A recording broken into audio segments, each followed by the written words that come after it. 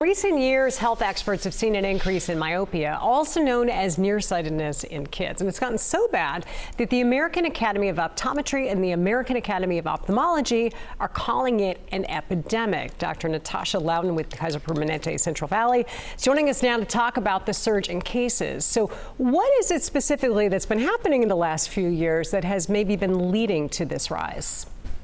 Definitely. I think the single biggest contributor has been the increase overall in indoor time, increase in screen time as children and young adults have transitioned away from being outside to spending much more time on their tablets, on their phones, in front of TVs.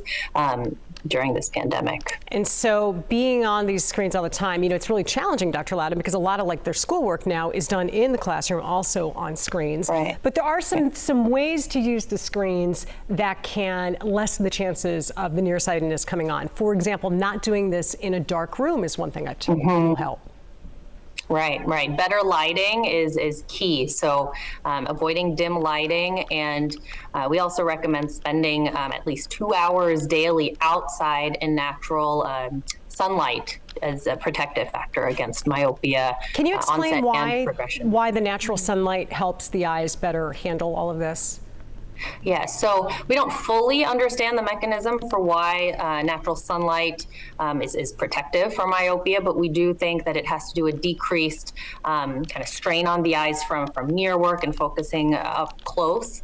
And so when we're outside, we're focusing more on distant targets. So that's very different from kind of the strain that we're getting from accommodating and doing near work. So the recommendation is to spend that time outside doing sports, doing distance activities, and that natural sunlight does seem to be protective. The real life part of it. Exactly. So the lighting is one thing. The other thing I've heard is holding screens out at least an arm length. So if you have the iPad, not being right up on top of it or being right up on top of your phone. Not right by your nose. Why is that? Is that again the focusing issue? Yes, again, that focusing and accommodating, the more you accommodate, that sends more of a signal, we think, for the eyeball to elongate and become longer so that the image that's coming in is focusing in front of the retina instead of right on it. And kind of the more near work and the more of that accommodation you're doing, it seems to drive an acceleration in We've got like 5 seconds, but I'm just curious, can you reverse this in kids?